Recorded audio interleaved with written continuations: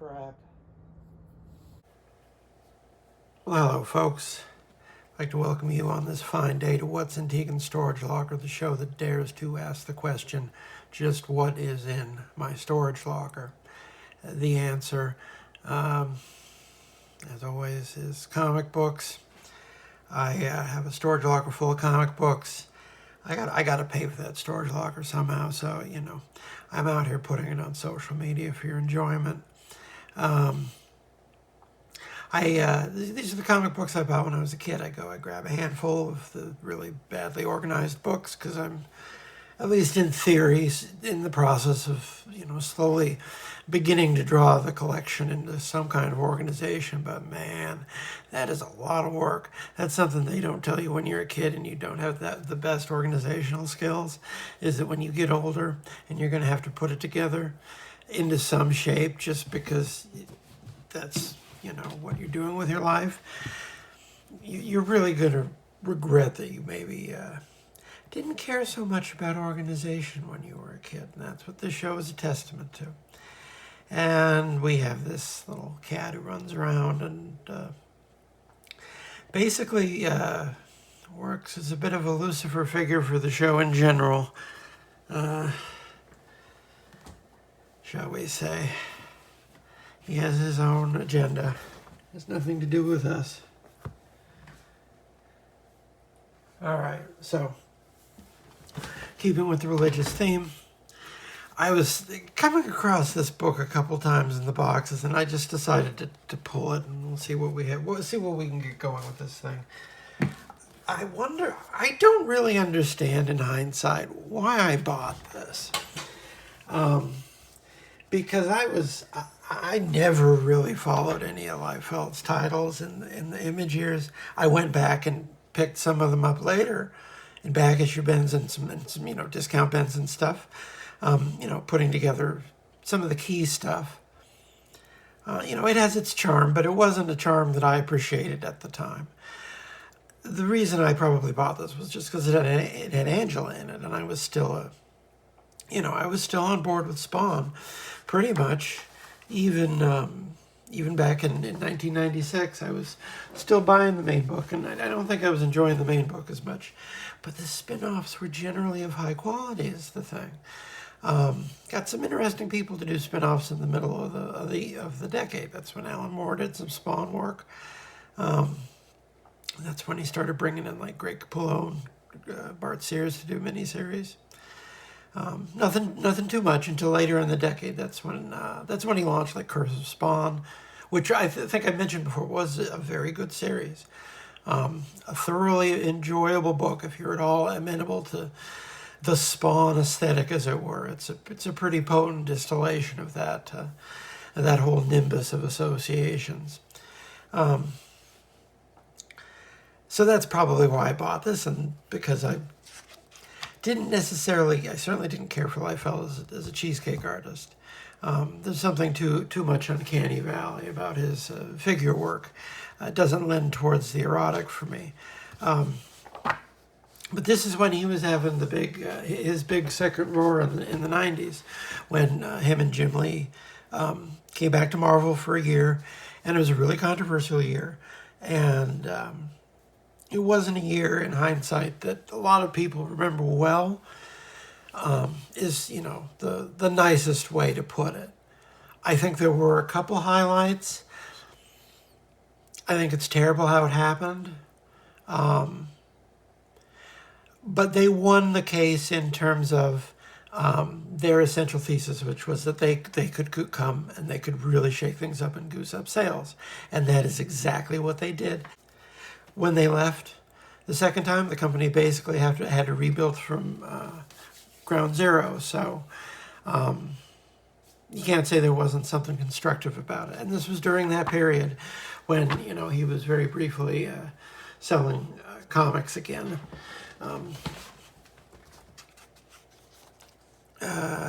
So this is not really a Spawn book. I guess is the reason why I would have bought one and not number two, because it is very, very clearly about this glory mythology here, which has nothing to do with anything that touches on Spawn otherwise. I'm just trying to skim that real quick. And it's like, yeah, you got one character who's basically at where they were in Spawn continuity in the mid-90s, which was just sort of hanging out on the periphery. And then this Glory character who was Rob Liefeld's rather, extraordinarily transparent Wonder Woman pastiche. This was before Alan Moore really rehabilitated a number of those characters, Supreme and his supporting cast. I think a few of the other Extreme characters were in that, but without having it on hand to reference, I don't want to say for sure. It's been over 20 years since I read most of it. That might be something worth looking back at. Angela, created by Todd McFarlane and Neil Gaiman. As we all know, that's a bit of comic book history right there. Glory, created by Rob Liefeld. Celestine, created by Alan Moore, one of the lesser-known Alan Moore creations. Celestine, who I want to say was maybe just one of these, maybe just one of the angel characters. I don't know. I'm not even going to try to tell you what goes on in this. I probably didn't even bother reading this comic book at the time. I probably read it enough to flip through, or I read it for long enough to flip through, figure out that this wasn't necessarily going to be crucial to the Angela story, so to speak. Oh, well, there we go. That's nice. I liked Roger Cruz, too, but I just don't think the material... Who wrote this? Story, Rob Liefeld. Script, Robert Nafton. Pencils, Roger Cruz. Inks, Danny Meeke. That's the reason to look at this book, actually. I've really been digging Danny Meeke. I think we took him for granted for a very long time because a lot of his early stuff maybe isn't as interesting. It seems like he grows into a great deal of character that I've just recently really come to appreciate on his later work. And I've noticed that he's a controversial figure because a number of, you mentioned him, and there's a number of people who just straight up don't like him. And just that fact should tell you that he's doing something interesting from the fact that he's contributing enough for people to have an opinion on it, which is pretty good for an inker these days. The inker is I'm not going to say a dying breed, but, it's not a central position necessarily. It's a specialist position. And I think it's something that we need to see some more interesting specialists in. We used to really have a lot of interesting inkers that would sort of move around the line, maybe have high-profile collaborations, or, you pair them with a kid who doesn't really, maybe have everything 100%, but, they get someone good working with them, and they can really shape up.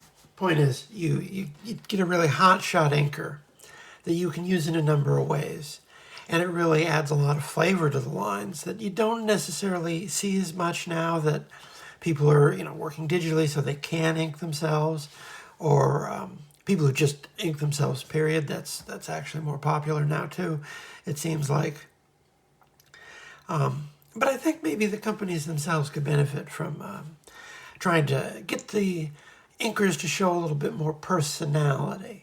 So we can have more personality on the page. That's what the inker brings to it.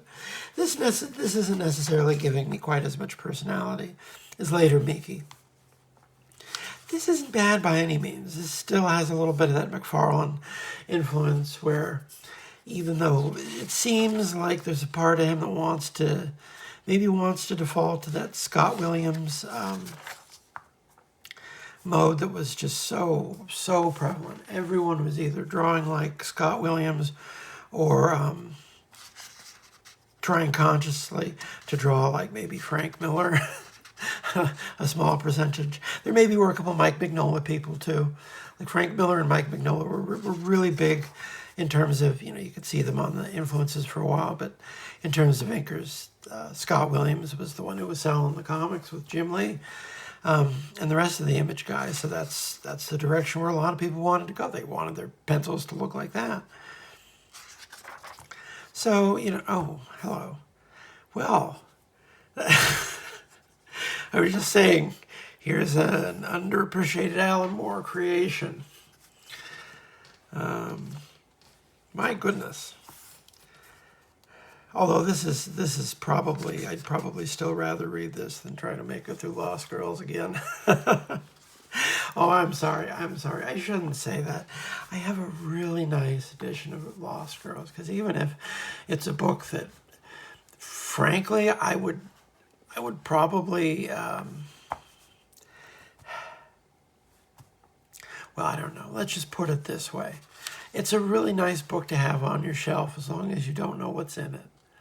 And then you got problems. This is just good old wholesome American fun. What can I say? But, it's definitely still closer to Rob Liefeld in terms of, there's not a hint of naturalism to it. And that, to me, I think there's an element of naturalism that really good cheesecake art needs to cultivate.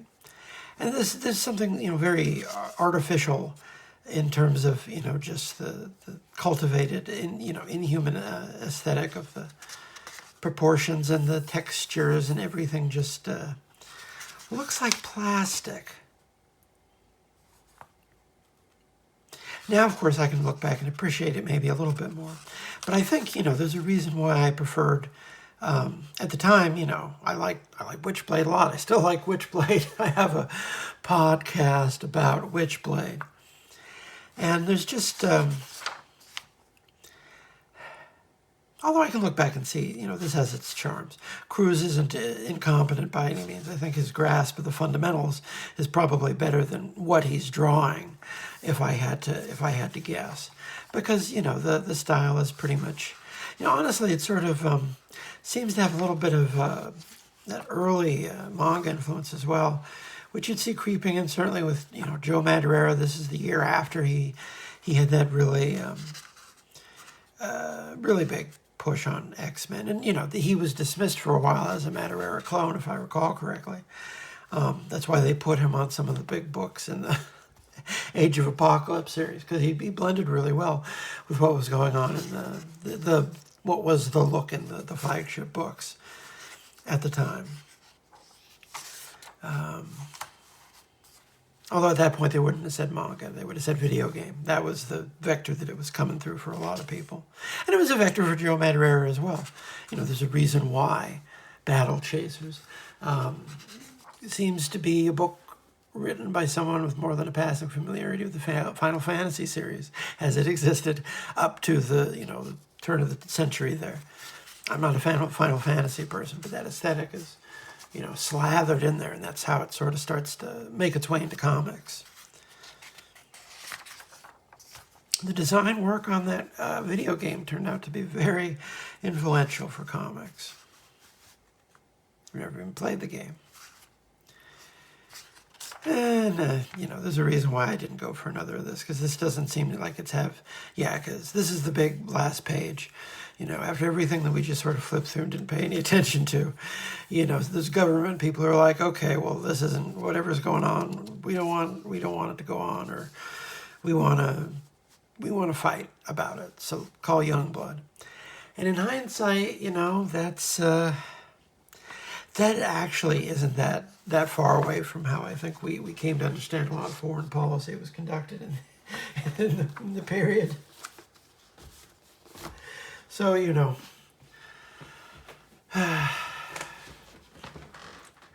how are we doing? Oh, well, that was a reasonable amount of time to spend on that book.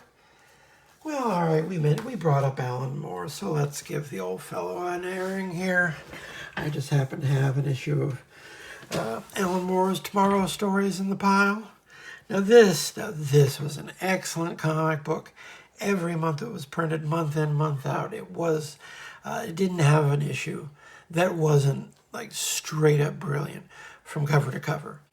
And if you think I'm exaggerating, or if you think that this is in any way an iconoclastic opinion, I just want you to go back and pick up an issue. And what you'll find is that, I don't want to say on a monthly basis, I don't remember how often this got out. It didn't have a long run, but it had a decent run considering the number of cats that had to be herded, so to speak. Because every issue he basically worked with his favorite collaborators, people he really liked working with and wanted to have substantial collaborations with. One of them was this Jim Bakey character. Bakey, I've never had to say that out loud. They worked together on this first American strip. Hilary Barta, who is, he shows up in a lot of places throughout the decade. He does some image work. He inks a lot of people over the course of his career, and his humor work is really strong.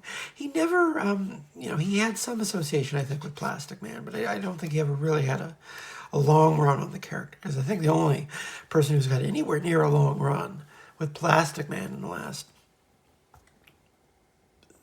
5 decades is, I had to think about it for a minute, and I think it was Kyle Baker, and that run was basically on its last leg the moment it shipped. One of the most gorgeous, comic books that has ever been made. An absolutely singular achievement. If you haven't seen it, seek it out. It is to the detriment of our community, our culture, our economy, whatever, that we can't make it worthwhile for people like Kyle Baker to do monthly comic books very often, because he was very good at doing it. So Jim Bakey, Hilary Barta, Melinda Gebbie, I think I just mentioned Lost Girl, so here's his collaborator on that, on, superhero-ish. It actually has more of a, honestly, it was a strip, it always kind of felt like it had its feet in the 70s in terms of maybe being the kind of thing you might find in women's comics or a issue of Arcade magazine. The 3 or 4 pages a month they gave to a woman.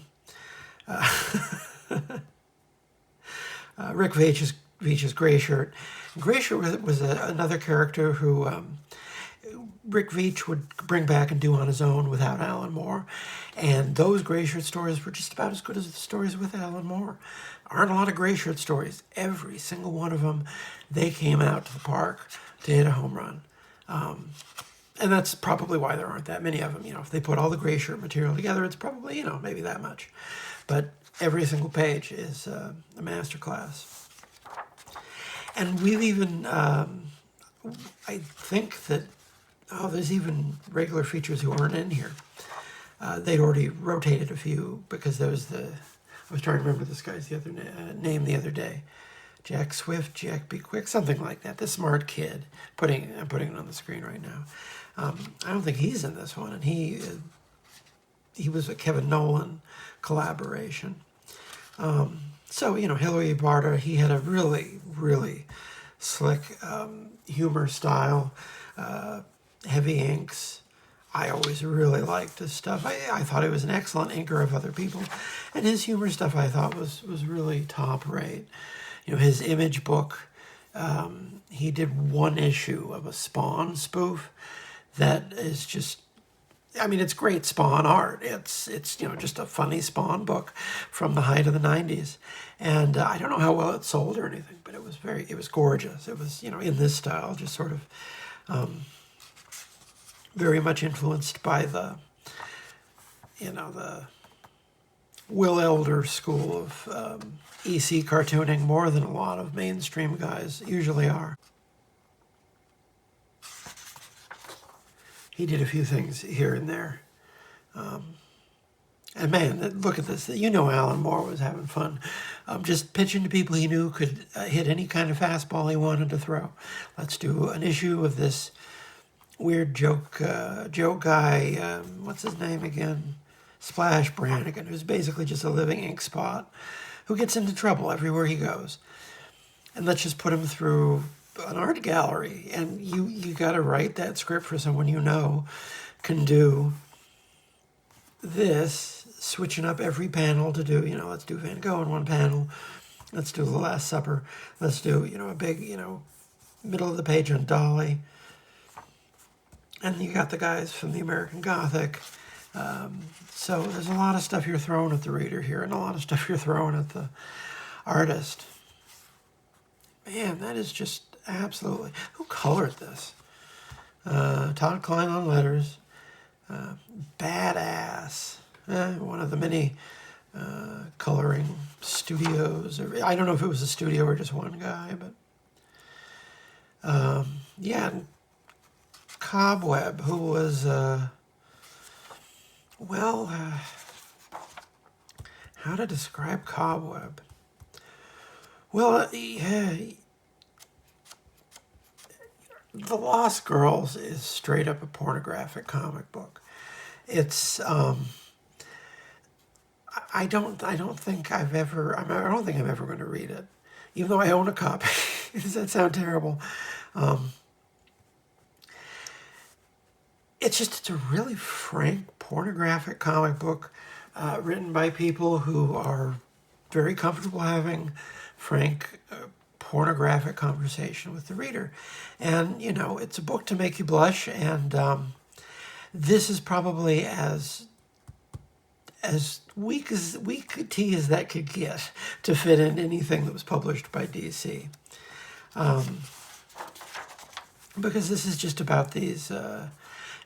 she's not a crime fighter. She's more like an adventuress who occasionally finds some sort of evil that she needs to thwart with unconventional, sexy ways.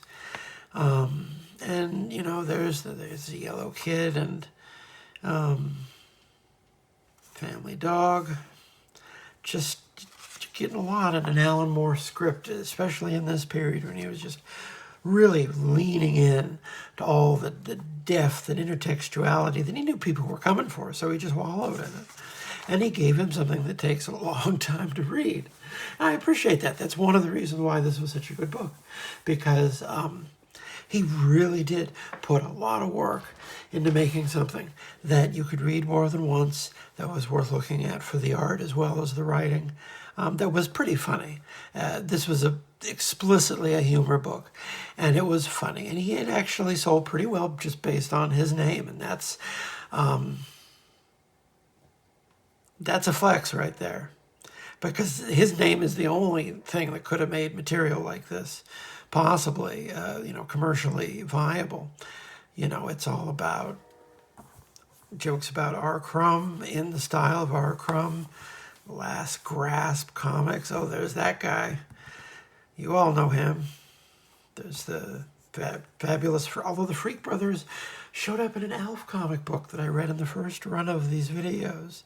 So, those fellas, they traveled quite a bit, so to speak. And they end up, her and her young friend end up in a bathtub together, still wearing their domino masks and the chauffeur's cap. Yeah. Little Cobbly Wobbly and C Cup Clarice with that's Klein, right? Todd Klein, yeah, with Todd Klein doing the Crumb font. That must have been fun to write in a script. Do it in the Crumb font. And here's the Jim Bakey character. I'm hoping it's Bakey. Doing just a sort of a straight up sci-fi spoof pastiche with this super patriotic 1950s. And here they're talking about the Red Scare and stuff, and the looking back at World War II.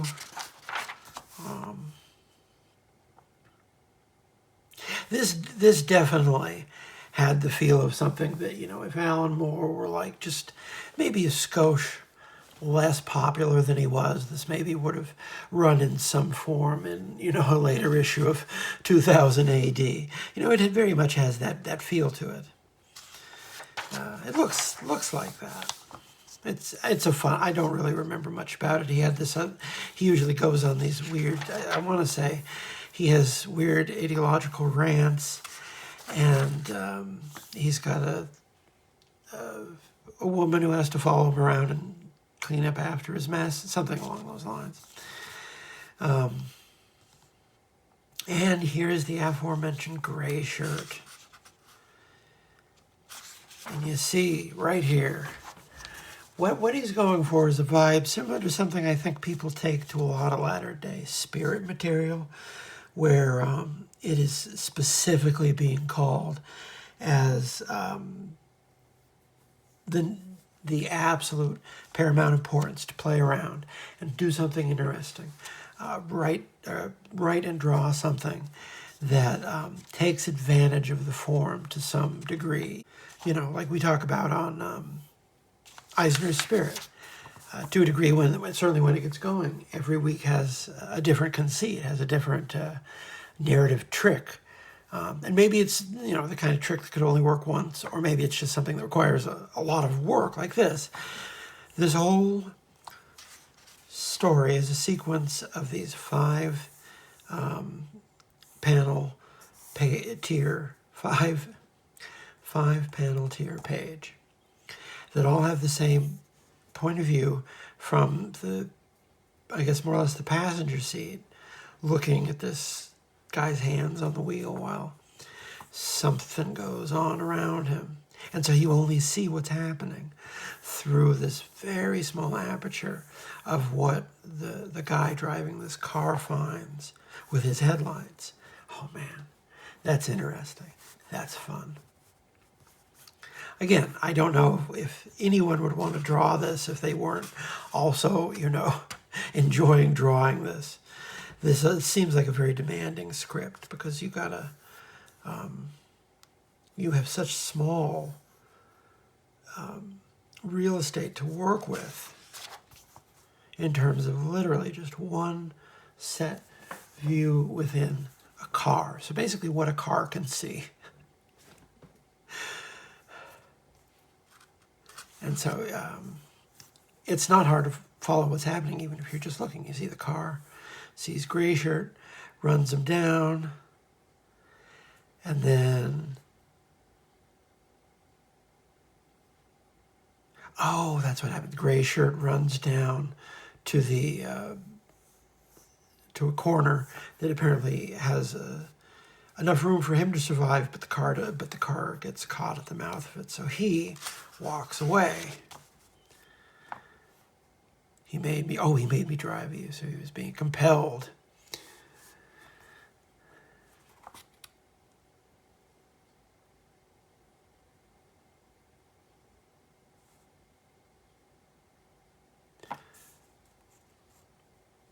So yeah, that is a clever story. That is interesting. Every single page of gray shirt material is like that. Jack Be Quick, there's that guy's name. Because someone is writing in about, I miss Jack Be Quick. It was my favorite. And Jack Be Quick was a fun one. Kevin Nolan, it is more people. I don't understand. It seems like every time I see Kevin Nolan mentioned these days, people say he's underrated or unsung. I don't know. He was huge at the time. I bought everything I saw with his name on it. His name was a reason to buy a book. Still is. Oh, and here we are in Promethea. This would have been about, this was 2000. So yeah, Promethea would have been just kicking into gear. Of all the series, he went the distance with two of those original launches from the ABC line. Both Promethea, I think Promethea had the longest run, but he did a fair amount of Tom Strong too. And I know he brought in other people to do Tom Strong, but I don't think he didn't bring anyone else in to do Promethea. That was, I think, his personal highlight from the line. That work stacks up next to, the best of what he's done at any point of his career in any genre. It maybe isn't at everyone's liking, which I think is also a completely, rational reaction to it. But man, watching it come out month after month, it was just a damn privilege, because it is such a gorgeous book. Even if you don't read a single word in it, it is one of the most gorgeous comic books that's ever been drawn. And then you read it, and there's a lot about magic in it. Well, he would appear to be sitting. I don't know if that's all he's doing for the moment, but he's looking at me. Well, let's just keep on going. How about some Donald and Mickey? And now for something completely different. What year was this? This was they didn't always put the indicia in the same place.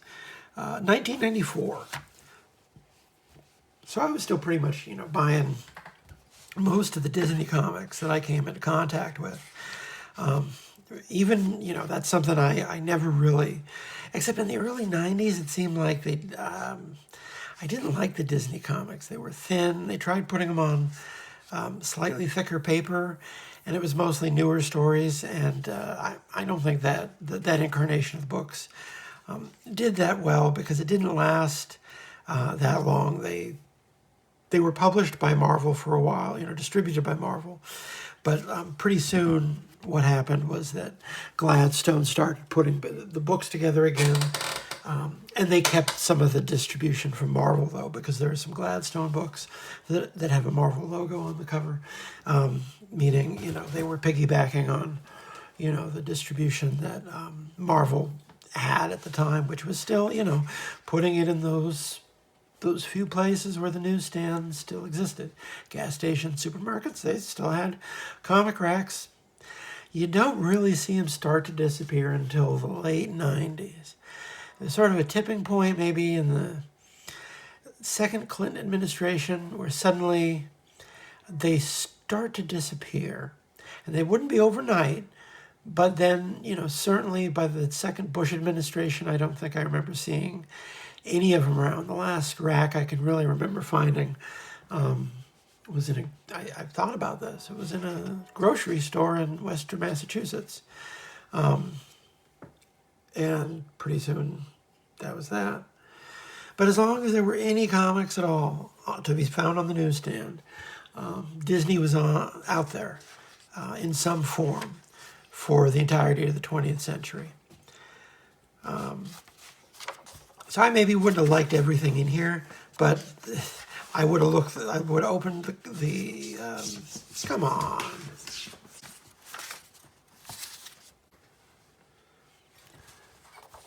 Some people just have absolutely no class whatsoever. So at this point, I think I had a fairly set routine. If I don't think I bought everything on site, but I would always pick it up, go to the back and see, does this have a Carl Barks? Well, then it's coming home with me. And then, there were a couple other names like William Van Horn or Don Rosa, clearly. When Don Rosa was doing that run of Uncle Scrooge in the mid-90s, it was one of the best books on the shelves. And I don't think he did it monthly, because it was many years worth of work, but it came out monthly, his Big Life and Times of Uncle Scrooge story. That was an exciting time to be alive. We're going to do that on the show one of these days. You know that, right? That's coming. I got them. I got them all right here in a pile. So here's Donald Duck doing something or other. I don't remember what's... Grandma Duck, she was never the most scintillating page presence, more of a means to an end. A lot of his supporting characters were kind of means to an ends. Although I always thought Gladstone Gander was a figure of some pathos, actually. No one ever really tried to do anything too interesting with Gladstone Gander. Probably a difficult character to write as a protagonist. But could be fun, if they looked at Disney comics with those kind of lenses on. You might find some interesting, this is where we bring up the fact that Warner Brothers let DC do that really weird line with all the classic Looney Tunes and Hanna-Barbera characters interacting with the DC superheroes in really weird ways. Or like the one I read on the show, which was Actually, not that great a comic. It looked pretty, but it was a weird book that was the wacky races set to a Mad Max theme.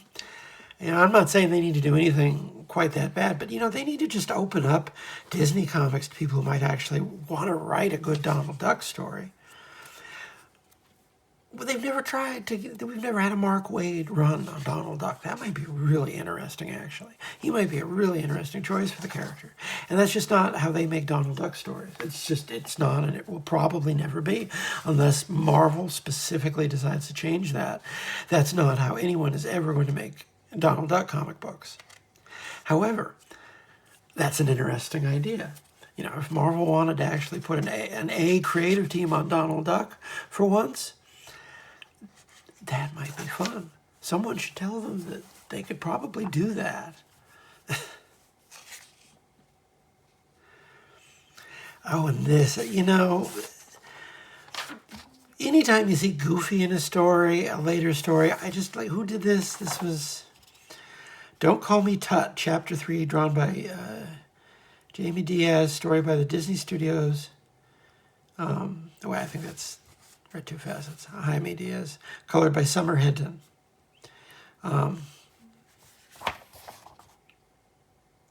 It's perfectly competent, but it's also very much, it doesn't have the year in here, does it? No. See, they tell you the Carl Barks, they give you the provenance, so to speak. It was in the 182nd issue of Walt Disney's Comics and Stories, November 1955. I think it might have been recolored for that. But this doesn't have a date, which means that it's probably new, or a story by the Disney Studios, which means it's sometime. Maybe it probably saw print somewhere in another language first, although that's not for certain. But someone was, I'm not saying that Mickey Mouse doesn't sell a lot of comics, especially in other parts of the world. Mickey Mouse still sells comics. Yeah, if you're going to read Mickey Mouse, you got to go with Floyd Gottfredson. Keep in mind, pay attention, when it tells you there's going to be some old-timey depictions, so to speak. There are more than a few of them littered throughout. But if you can bob and weave your way through that minefield, it is cartooning of sublime understanding. Barks, he did a few stories in and around, Native American people that, they were still selling them on the stands when I was a kid, but they would not sell them on the stands right now if they were back on the stands. Better than Hairgate. Sorry to break that one to you. When they, sometimes when they say it's a different time, it's a cop-out. It's a clear cop-out. But sometimes it's also, it's true when you have to look at the fact that, almost nothing was exempt from that type of, awfulness that we look back on now, and, it really does take something out of it, even the best of it. We can't say it doesn't. But it also doesn't mean that we have to throw babies out with bathwater here. That's what you get. That's what you get pointy-headed people like me to write essays about, to contextualize all these interesting historical concepts and curios and tidbits and whatnot. What is this? This is a Tony Strobel Donald Duck story. It's vintage from 1960 from Donald Duck. DDOS. I don't know what that stands for. Oh, it's got a really high number, so it's a foreign series. That's the thing, is they would give you sometimes they could be really wonky with their notes, because I'm looking at this wondering, DDOS, what is that? And I'm looking at it. If it's issue 1109, that means it was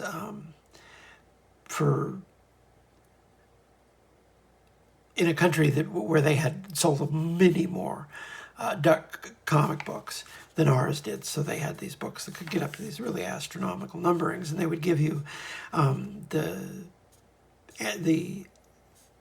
initials of it. That's what I was looking for. It'll give you the initials of the title, but I don't remember what that stands for right now.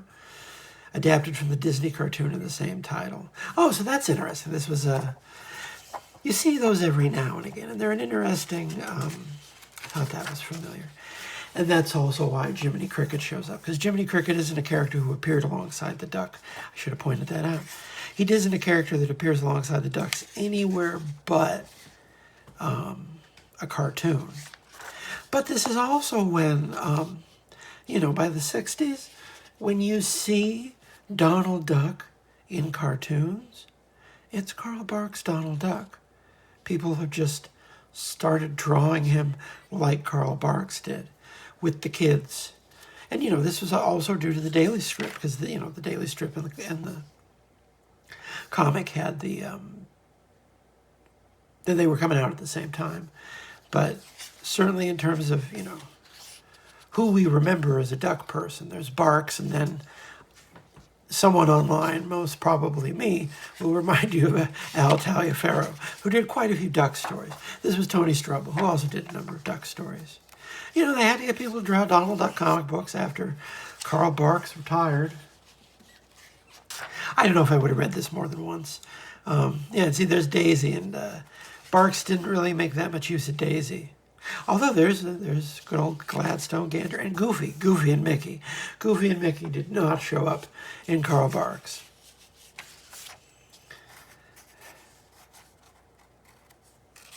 I think Carl Barks did a handful of Mickey stories early in his career. But, duck artists, they don't like... There's a weird thing with historically duck artists and mouse artists. Cats and dogs. A little bit of a rivalry there. Tuba Crint. Oh, filthy. So Donald has taken Daisy down to the sock hop. Yeah, this is a 1960s cartoon. I'm just clenching my teeth at imagining like what they would do if they were trying to do a Donald cartoon with the fashions of, I guess that would be like older millennial culture. Older millennial Donald Duck prom would be if they did this one. Oh, what is this? Pages 4 through 7. Oh, they just inserted a Carl Barks story. Interesting.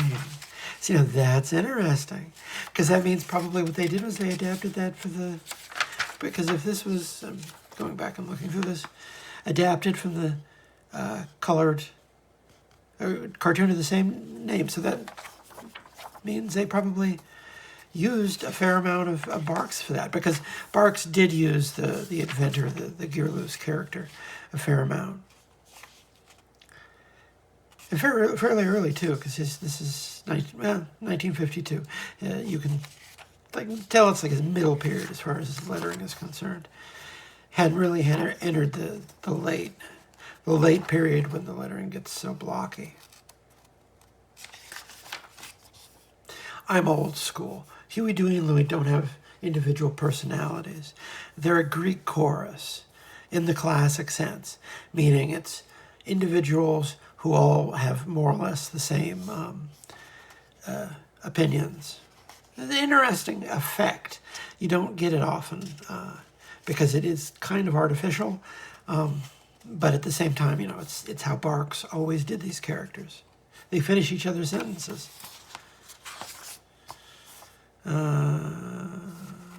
Big Bad Wolf doing something or other.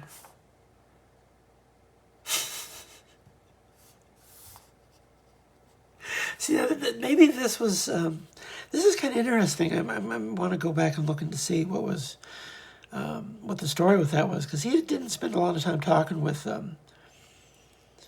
wildlife later on. That's fun. So, I think I probably would have remembered this cartoon when I was a kid, but it's not, because I think I saw at least all the Donald Duck ones that I could find on VHS tape to rent.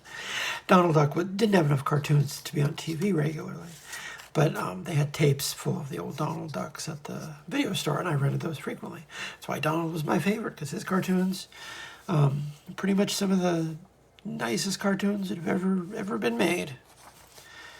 The early Donald Duck cartoons. Oh man, treat yourself to an afternoon spent gorging on the early Donald Duck cartoons, and you will not regret it. You will understand why animation was created when you see those early run of Donald Duck. They did a wonderful, like 20 years ago, but they put out a nice steel book of the really early Donald Duck, and it's one of my most prized possessions. Love those cartoons so much. Joey Marchese letter. Dana Gabbard, I think she wrote in for a few times. I want to say, could be just making that up. Published bi-monthly by the Bruce Hamilton Company, Montezuma Street, Prescott, Arizona. And that's where Gladstone Books came from. That's kind of fun. They named their publishing company after the most. I think this is going to be another 4-book. Oh, goodness. Well, let's just find something else to look at here. How about we take a look at an issue of Mark Gruenwald's Captain America. Issue 372, that would have been early July 1990, from the Ron Lim run on Captain America. He did in terms of time, I think he was only on the book for maybe less than 2 years, but it went bi-weekly a few times, or a couple times during that period, I think. So I think he did 2 years. Maybe he didn't do 2 years of bi-weeklies. Maybe he was doing covers by then. I'm getting ahead of myself here. I think he was doing covers by then. But he put in a good solid, maybe not quite 2 years on the book. Really put his mark on the character, because the character sold pretty well when he was drawing him. Lim was one of the big stories off to the side of the larger Image years. He didn't really go with in that circle, I don't believe. He had more of what we can look back now and see was definitely a very early adoption of anime and manga influences. Nothing more than would have been available for someone living in a major American city in the late 80s, and paying attention to what, like, maybe the smaller channels, the cable channels were running, or that the better video stores had on the shelves, because people did watch anime in the 90s. It's not like there was no demographic for it. It was just a much, much smaller market. So there would have been people in America who were on that vanguard in terms of actually, popular stuff, not like, the Frank Miller, Lone Wolf and Cub. It's, very much your grody old man manga. But, maybe someone who watched something with a giant robot in it once or twice to understand what is actually really popular over there. That's not an influence that, because that's one of the ironies of the field, is that, some of the most popular franchises in Japan were just total cult objects over here. Sailor Moon, the broadest, young girl franchise you can imagine, ends up being like this real obscure thing for, older collectors in this country, because those are the only people who are paying attention enough to get it when it comes around. So, it was there. You had to look for it. All through the 90s, Dark Horse published a lot of monthly anime books. They don't do that anymore. I've went on that spiel before. But yeah, it was so new in terms of the accepted palette of influences that it wasn't necessarily something people even had that much of a language for, which is why, some of it was video game influence. That's what they call it, because that was maybe where some of that commercial art was finding, shall we say, easier purchase than in the rather hidebound precincts of American mainstream comic books. So, yeah. Streets of Poison. Well, it's a Mark Grunwald story that was sold on a bi-weekly basis in the summer of 1990, drawn by Ron Lim at the height of his early Imperial era, with inking by Danny Bulanati. They worked really well together.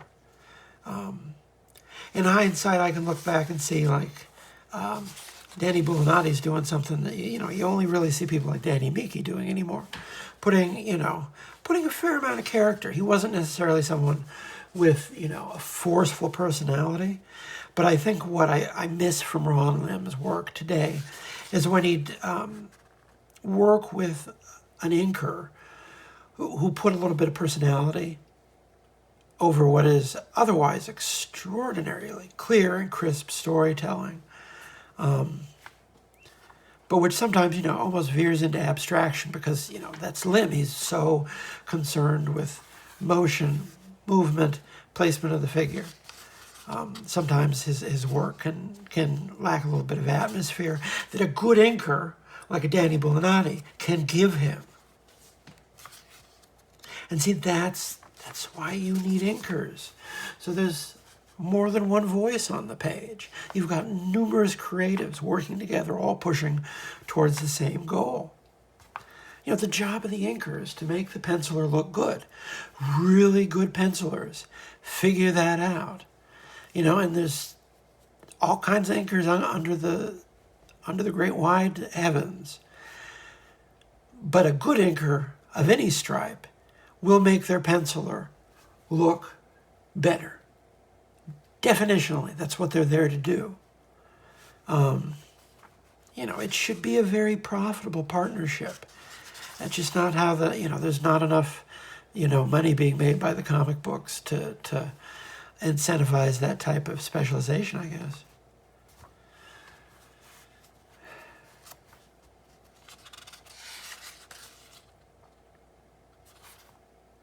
So he's taken down one of the Serpent Society guys who's involved in some sort of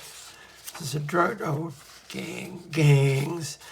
They were really, well-meaning people were really very concerned about gang violence in a way that, in hindsight, it definitely, it was a bit of a scare. Suburban kids weren't, running out and joining the Crips. They just weren't. But if you grew up in the 90s, that was the fear. That was the fear that was everywhere. It's like, no, if you don't want kids to be in dangerous street gangs, maybe build community centers. That, I'm glad, has become more common sense in the intervening years. It doesn't, not like it reflects in policy, but,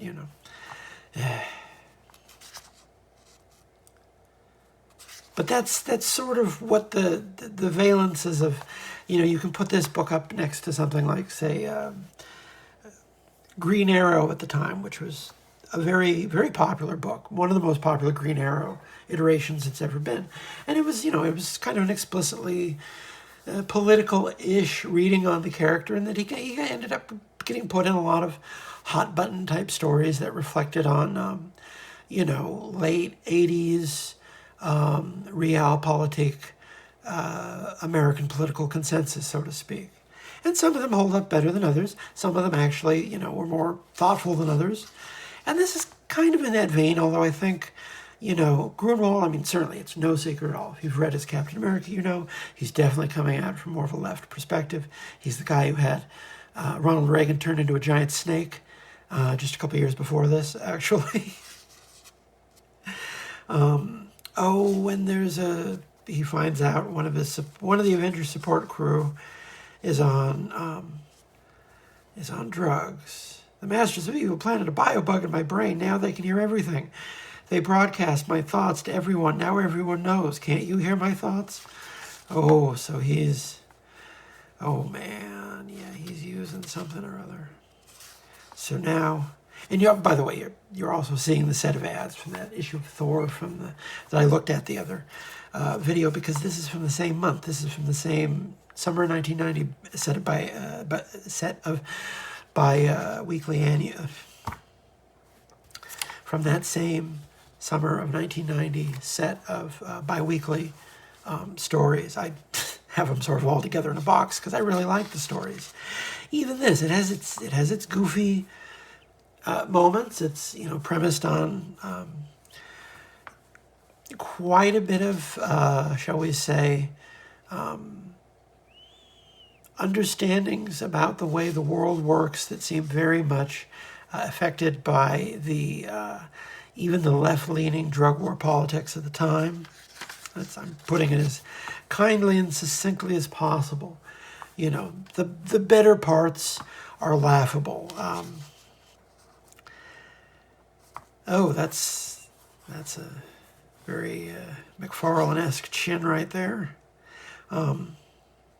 So he's doing ice, a form of methamphetamines or speed. Name derives from that. So he's learning about methamphetamines. That's a nice panel, that eye there. Oh, and see, this is when the rest of the plot gets going.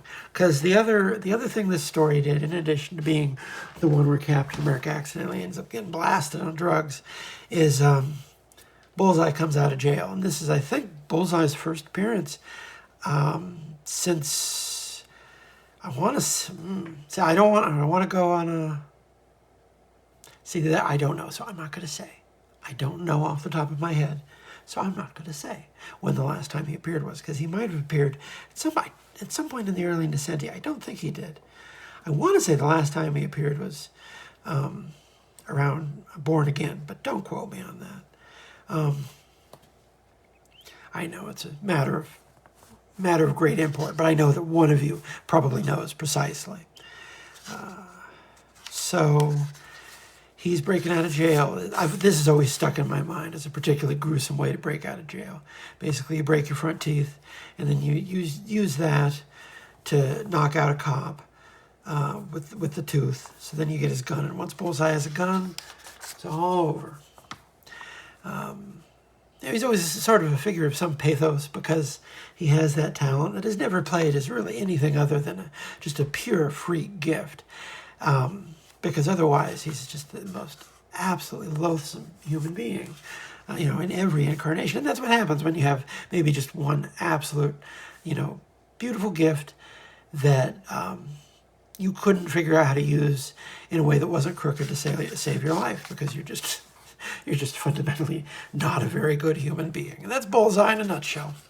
Never the deepest never the deepest bucket in the shed, so to speak. That's dynamic Cap coming down through the window. Oh, and this scene, he basically runs into someone who wants to die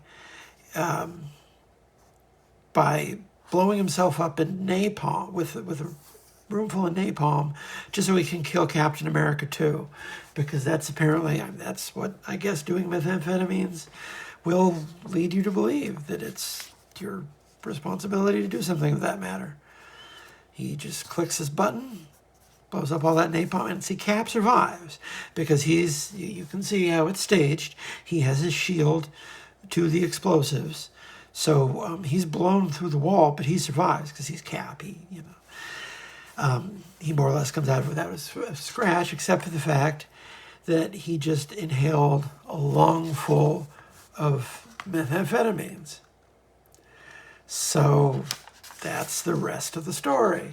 Basically, he just gets high on ice, and that's 3 months of Captain America stories right there.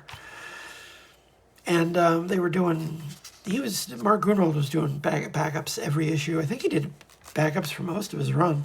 I always appreciated that. You get, like this was Mark Bagley. He was just then, this was maybe, New Warriors 2 shipped this month.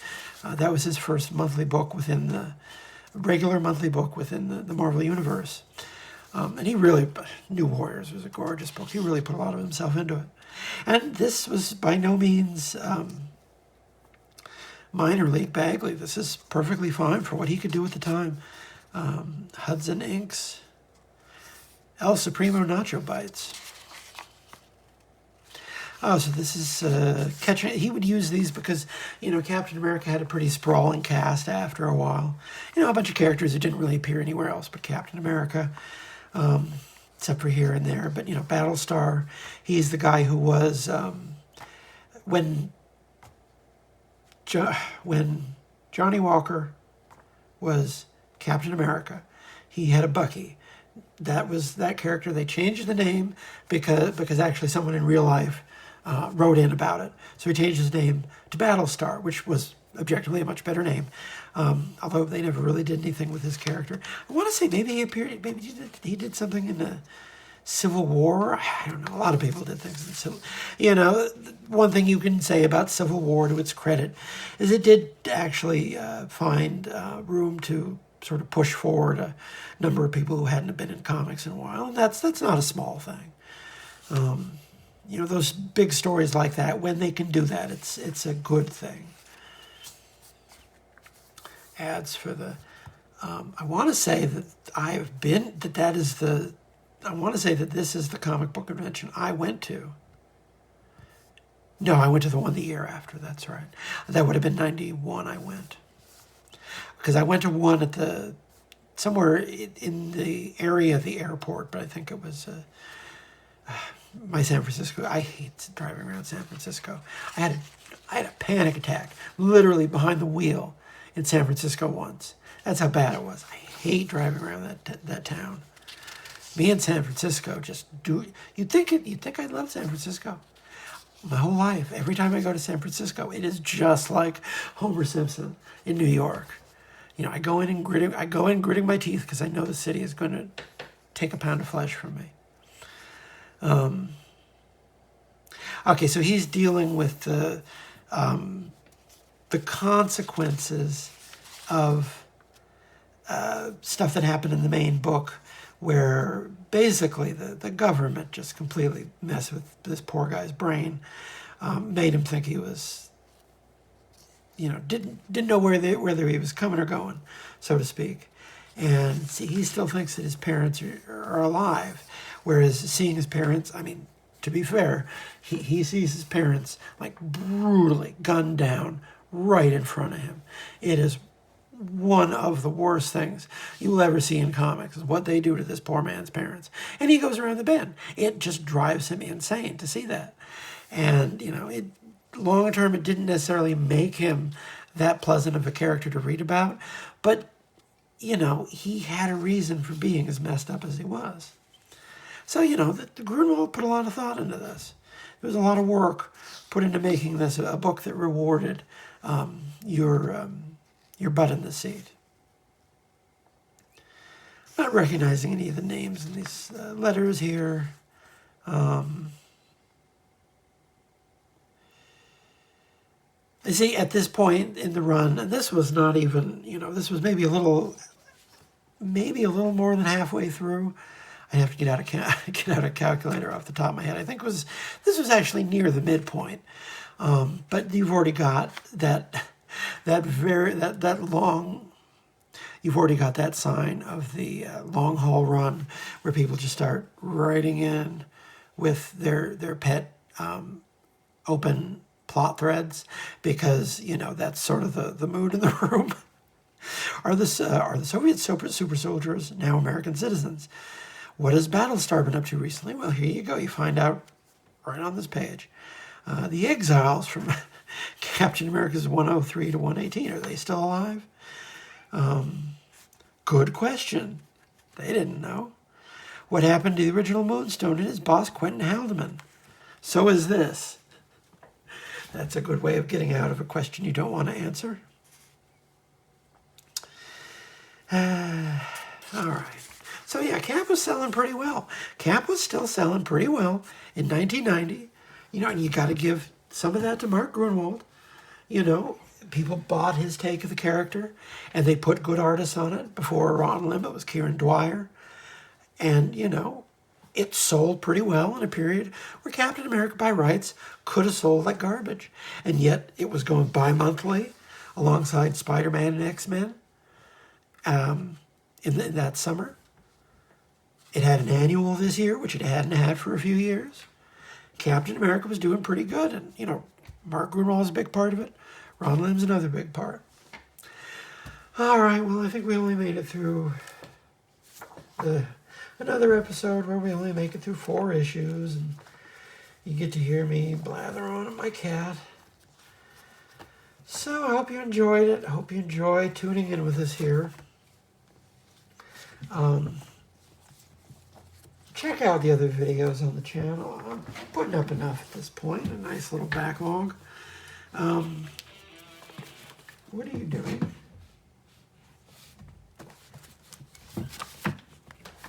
So, you know, I'm building up a fair amount of backlog of older videos on here for you to go catch up on. And I also have a newsletter that goes out. It doesn't go out quite every week because I skipped a week about a month ago, and I'm going to skip another week for the holiday here. But otherwise, other than that, it goes out monthly or goes out weekly most of the time. And it's got a fair amount of new writing in it, and it tells you all that I'm up to. It gives you all my links, updates on all my projects that you can look for because I try to keep quite busy. And it has where you can give me money. I got a podcast that I do with Claire Napier. It's on Witchblade, Top Cow, Michael Turner, Mark Silvestri. It's called Udder Madness. We got videos. The first 4 episodes are available in video form on on their own channel here on YouTube, and we're on Spotify as well. So you really have no excuse. No matter where you go, we are there waiting for you. I do daily comic book reviews on TikTok and Instagram. There should be a card on the screen with the address there right now.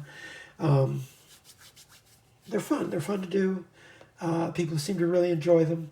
I know not everyone likes TikTok. I don't particularly care for TikTok either that much. I do it because there's an audience there. But I also put them up on Instagram for the people who wouldn't be caught dead looking at a TikTok. Is there anything else? My work is available in the Comics Journal most weeks. I'm trying to think. I know I'm probably forgetting something. Y'all have a wonderful day.